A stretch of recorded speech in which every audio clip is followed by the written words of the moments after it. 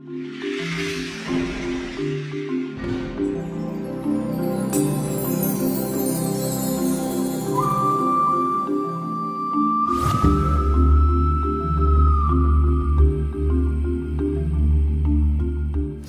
really wanted to present these data to such an audience because I think they're very appropriate and relevant for genetic testing.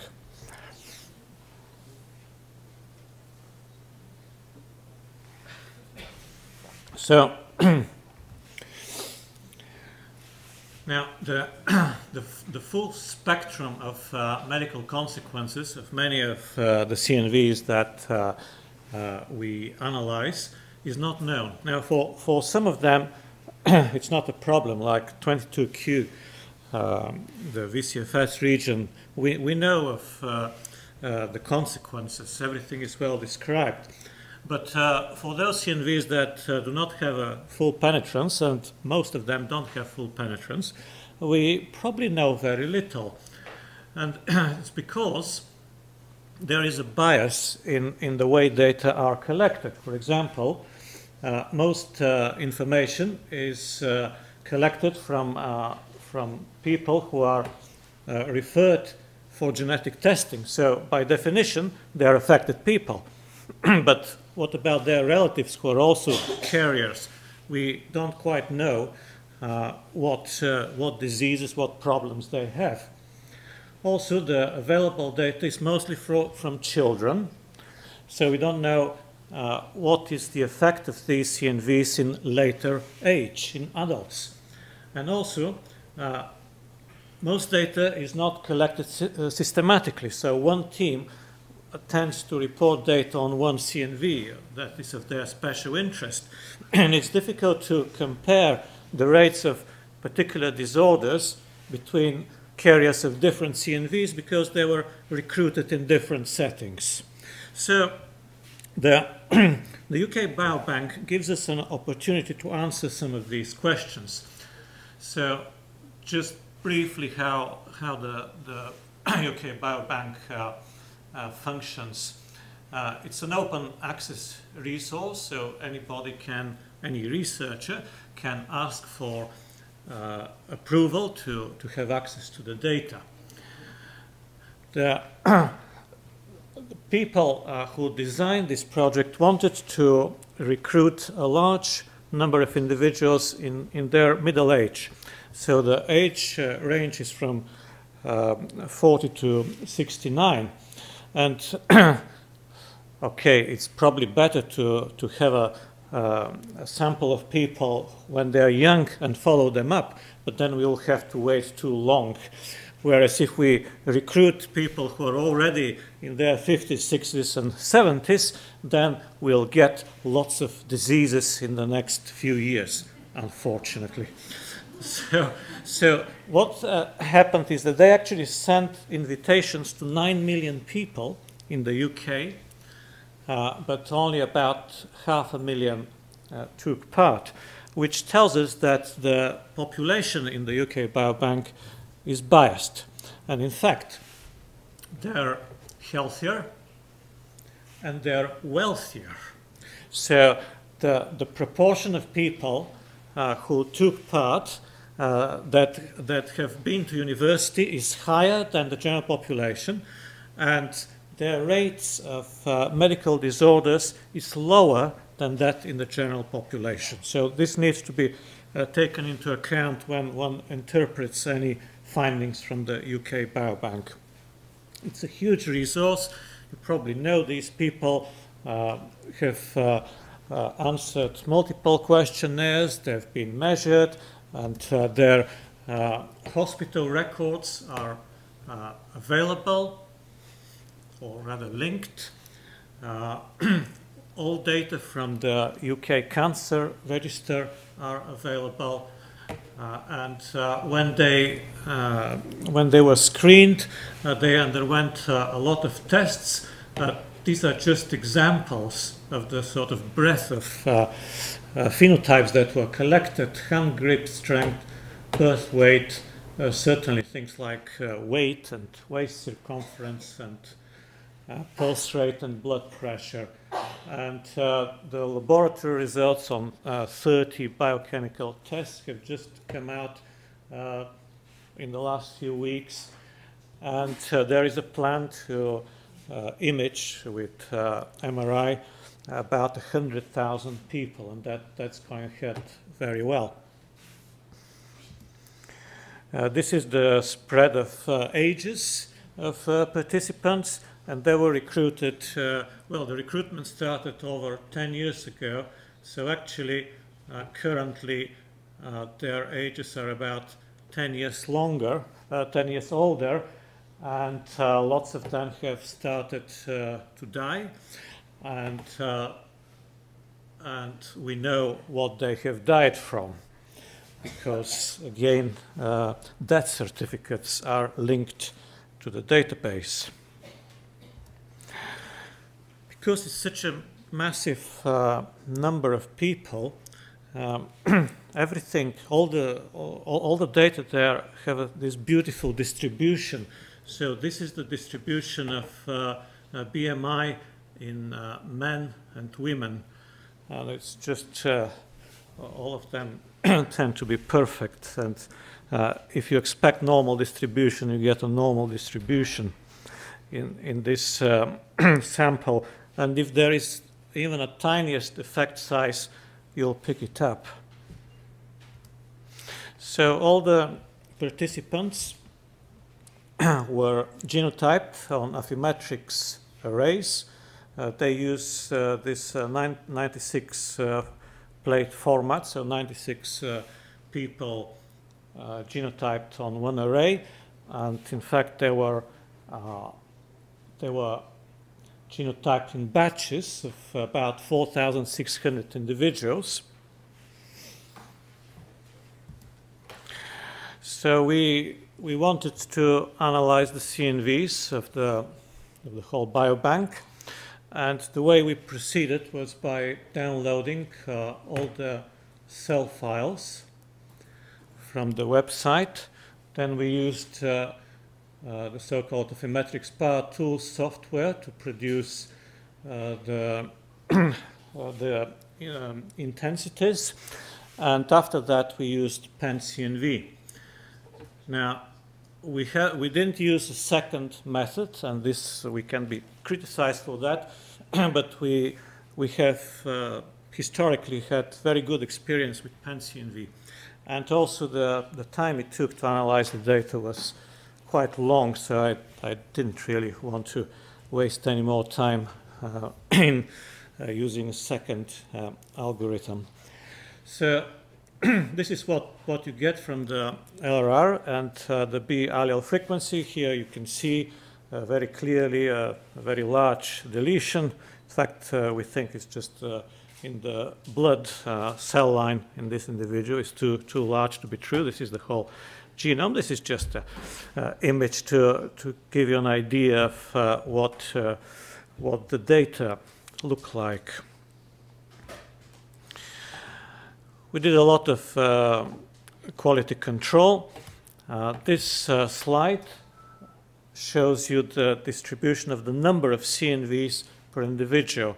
So people who have done this work know that arrays that produce too many CNVs tend to be wrong. They tend to be of a bad quality. So we had a cutoff of 20 CNVs per person. This is the LRR standard deviation, and the higher it is, the worse the array quality. This is the number of CNVs per individual, and here you can see some trend, and the trend is that the better arrays actually hold more CNVs. So here the worst arrays, and they tend to undercall CNVs.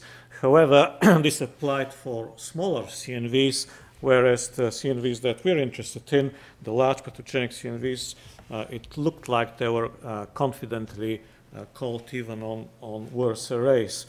Another quality control measure is so-called waviness. So here you see an example of array that has poor waviness, or so the signal goes up and down like waves.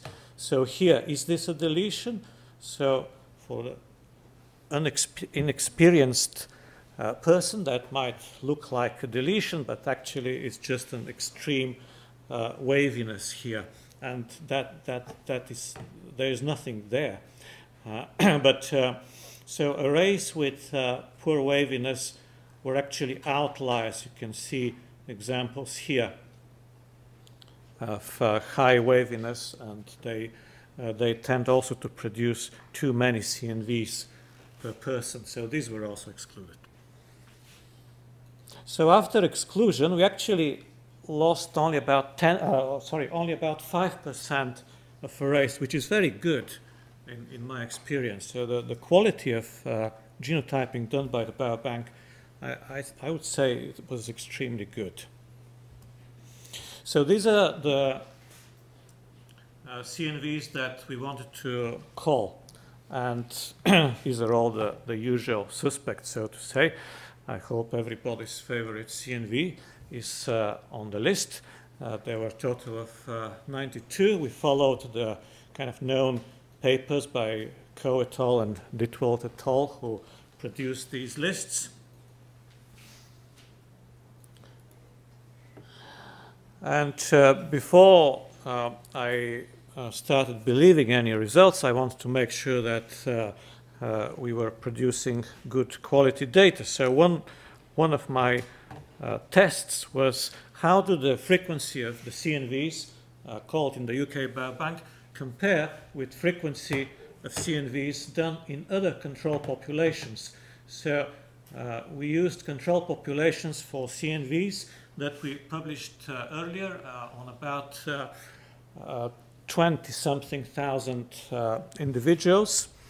And you can see in red and in blue the frequency of each of these CNVs in the two different studies. And they were remarkably similar. So that gave me a confidence that the Affymetrix arrays in the UK biobank were doing a very good job in calling pathogenic CNVs correctly.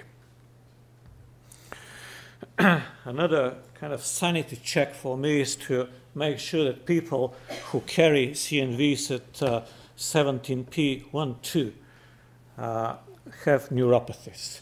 So this is the one of the well-known CNVs where deletions cause one neurological disorder and duplications cause another neurological disorder. Charcot-Marie tooth 1A, for example, is due to duplication. So they're both quite disruptive peripheral neuropathies. So if we hadn't made any mistakes in our CNV calling and in our data in general, we expect people who carry these CNVs to have a higher rate of neuropathies. And I was pleased to see that in duplications there was a tenfold increase in the rate of neuropathies. This is any neuropathy. I'm not talking about people who had hospital diagnosis of specifically these disorders. Anything. So it's even a contaminated sample, but still massive p-value. And for the deletions, it was about nearly threefold increase in the rate of neuropathy, and again picked up with a high, very, very healthy p-value. So that gave us confidence that we'll find other associations as well.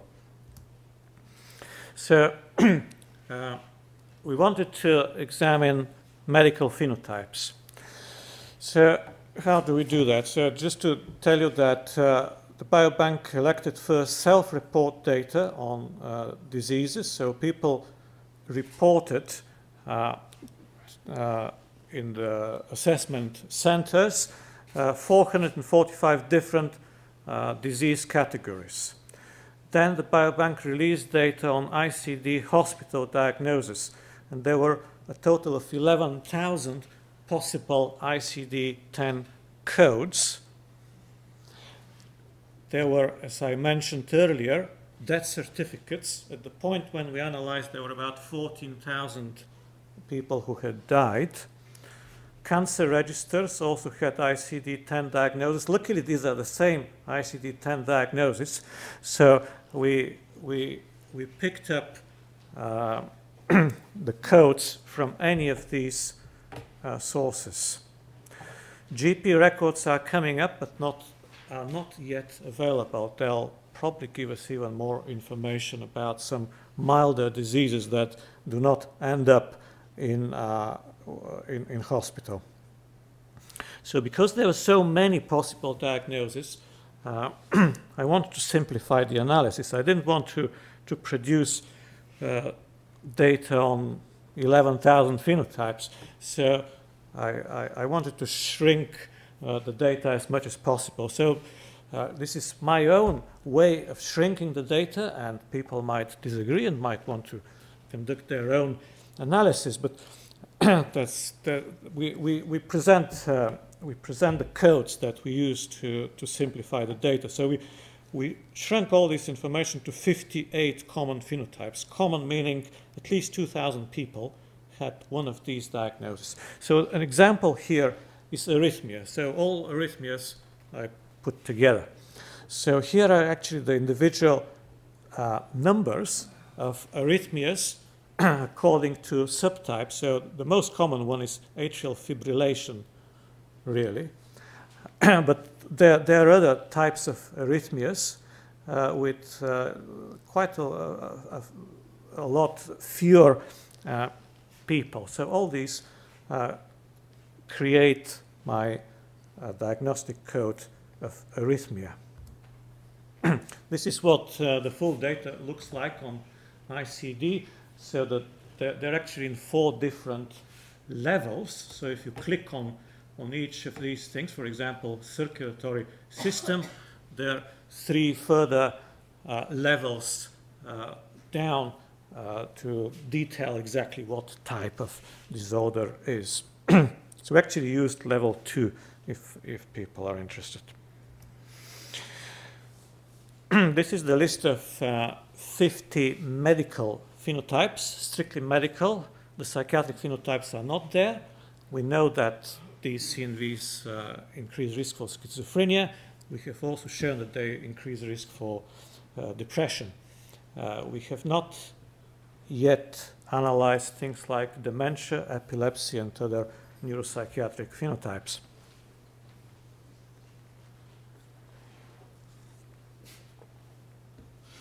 So, so we had 58 phenotypes, and we started off with 92 CNVs, but actually we shrunk the data because about half of the CNVs were too rare. So we analyzed only CNVs found at least in 5 carriers in the UK biobank. So that gave us a total of 3,000 tests. Someone needs to do some correction for multiple testing here, and we use covariates age, sex, 15 principal components, and an index for social deprivation to correct for obvious effects from these factors. We used only white, British, or Irish people because some diseases tend to be more common in some ethnic groups, so we wanted to avoid that. By the way, about 90% or more than 90% of the UK biobank are actually white, British, or Irish people.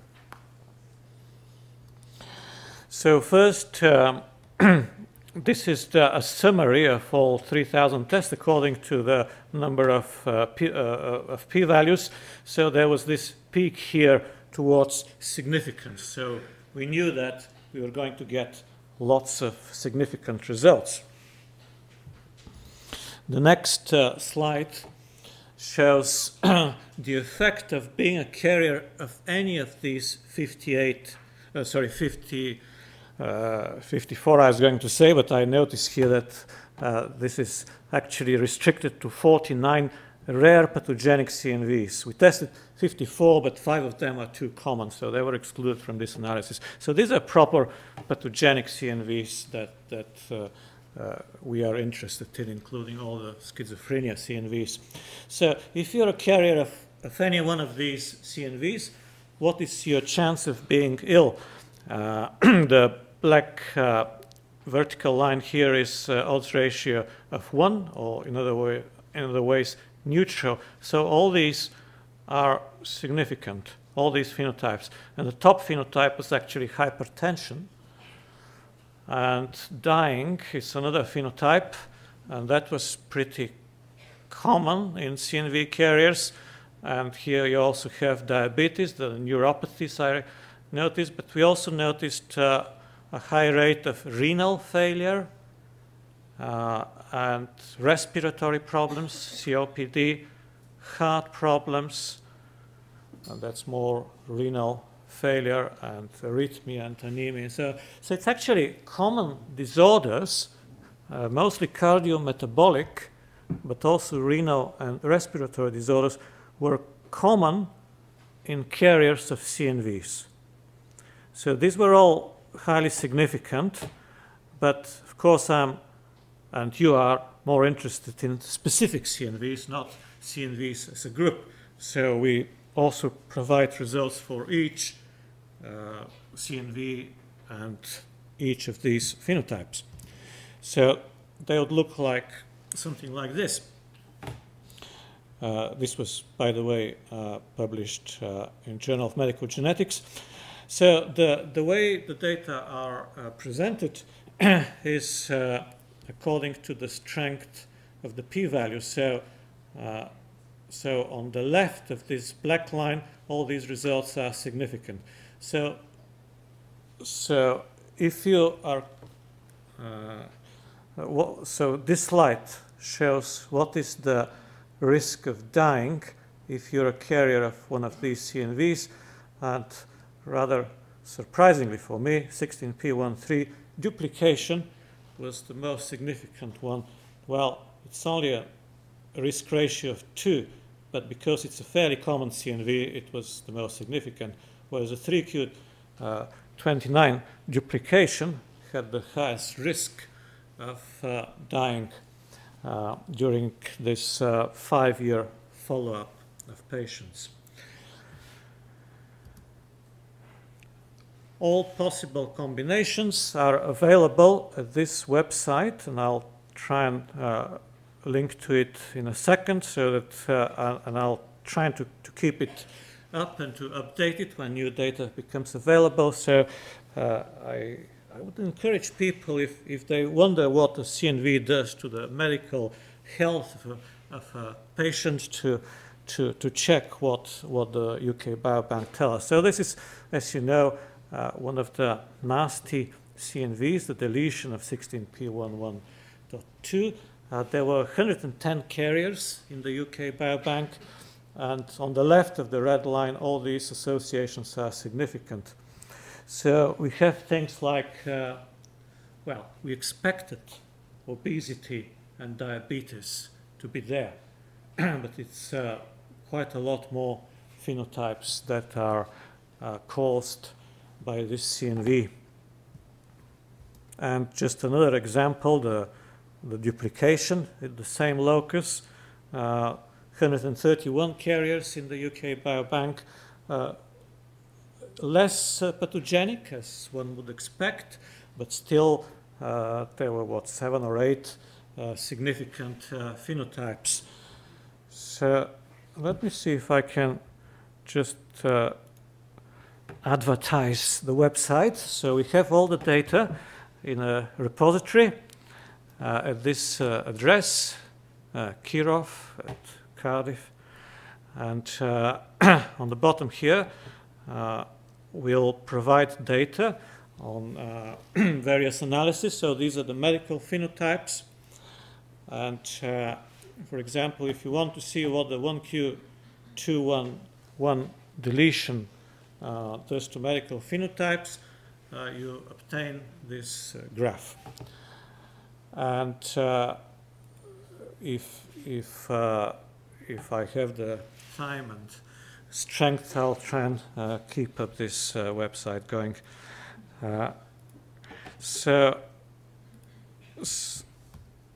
So apart from medical phenotypes, as I mentioned earlier, there are lots of other data in the UK Biobank, and I'll show you very briefly two other types of analysis that we've done. Physical traits, things like weight and height and muscular strength and fat percentage of the leg and the arm and pulse rate and blood pressure and peak expiratory flow and mineral density. So there are quite a few of them. And of course we expect some of these to be very significantly associated with CNVs like BMI. And they were. The data is available in this format. This is on the right here is increase, and on the left is reduction. So for example, higher BMI and lower BMI, and for the 16p112 deletion, you expect people to be more obese